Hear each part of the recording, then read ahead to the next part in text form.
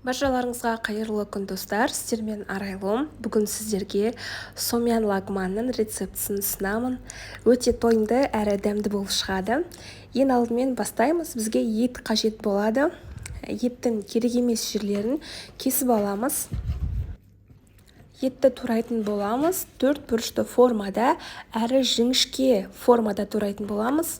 Өйткені біз етті қуырған кезде олар тез пісуі керек. Сонымен қатар жұмсақ болып шығу керек. Сондықтан жіңішке турауға тырысыңыздар.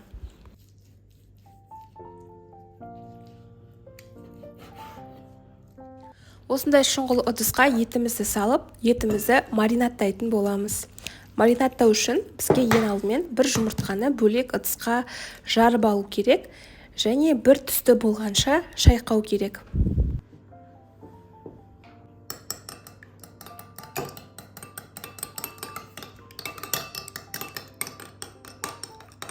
Енді осы жұмыртқамызды етімізге құятын боламыз.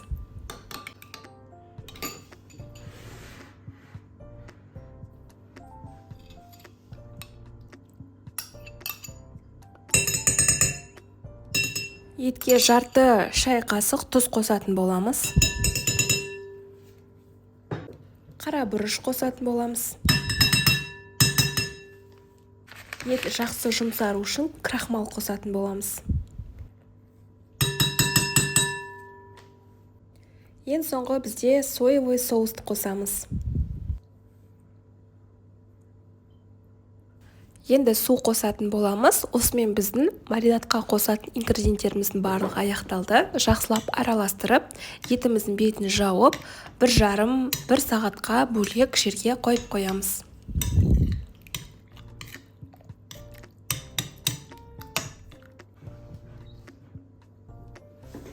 Енді лагманға қажет заттар дайындаймыз. Менде осындай пекинская капустаны алдым.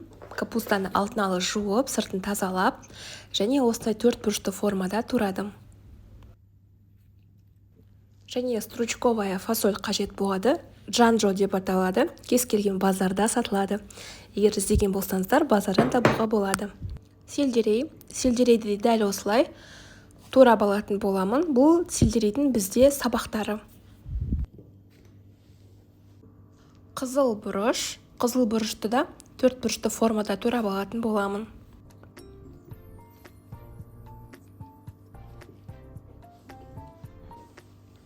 Енді бізге осындай сельдерейдің жапырағы мен көк пияз қажет болады. Оларды алдын ала турап алатын боламын. Бұл жерде бізде чеснок, яғни сарымсақ және пияз. Енді қуыруды бастаймыз. 100 мг сұйық майды қысып тұрған табаға құятын боламын.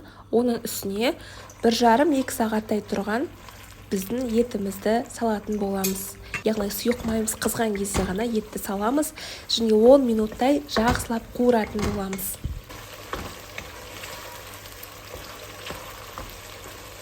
Минут өткеннен кейін пиязымызды салатын боламыз. Пиязды осындай жарты дөңгелек қылып турадым және соны саламын. Тағы да жақсы араластырып 10 минуттай қуырамын.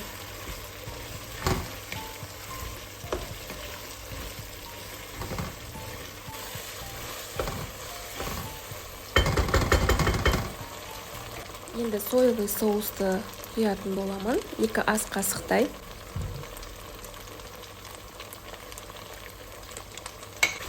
Жақсылап 1-2 минуттай қуыратын боламын.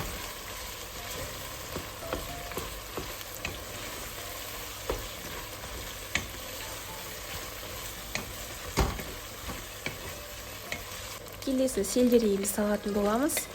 Тағы да 10 минуттай қуырамыз.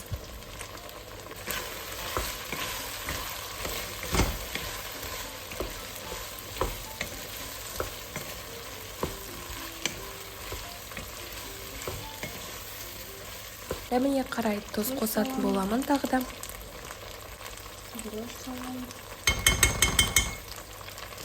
Шай қасық хаджо деген пиправаны қосатын боламын.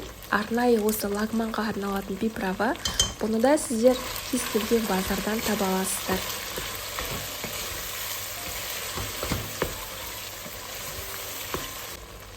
бір ас қасық томат пастасын қосамын. Барлығын жақсылап араластырамын.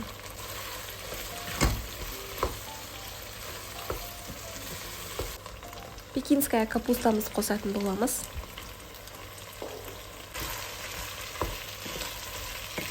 Он минуттай қуыратын боламыз.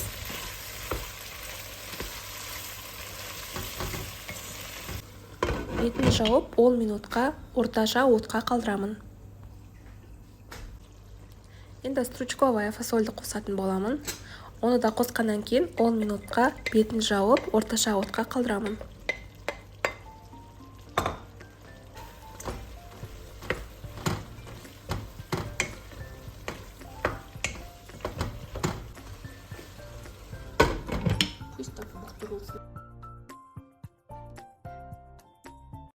Осы жерде біздің етіміз жұмсарып, салған көкөністеріміздің дәмі кіретін болады.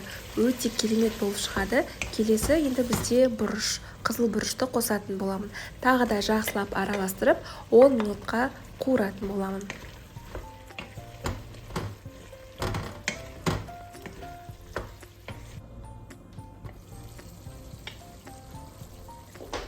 Сарымсақ қосатын боламын, яғни чеснок.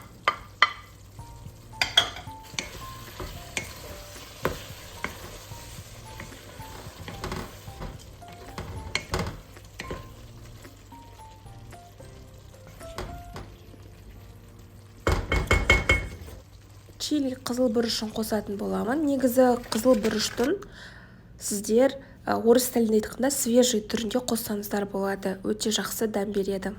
Енді 10 минуттай орташа отта пісіремін. 10 минут өткеннен кейін біздің шелдерейтін жапырағы мен көк пиязымызды қосамыз.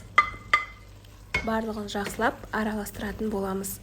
Етімізді тексеріп отырамыз. Өйткені еттің пісуі өте маңызды. Енді біздің лапшаларымызды қосатын боламыз. Достар, дәл осы лагманға арналған лапшалар менің каналымда бар. Өткен видеода мен салған болатын каналыма.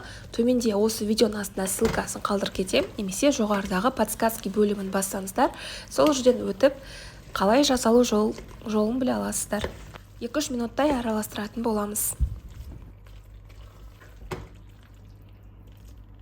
Осымен достар, біздің соменға арналған рецептіміз аяқталды. Егер рецепт ұнады деген ойдамын. Ұнаса, міндетті түрде комментарий қалдырып, лайк басуды ұмытпаңыздар. Қазақша контентті қолданыңыздар. YouTube каналым алға қарай дамығанын қаласаңыздар, міндетті түрде каналыма жазылуды ұмытпаңыздар. Сіздермен болған арайлым, ал бұл лагманды міндетті түрде жасап көріңіздер.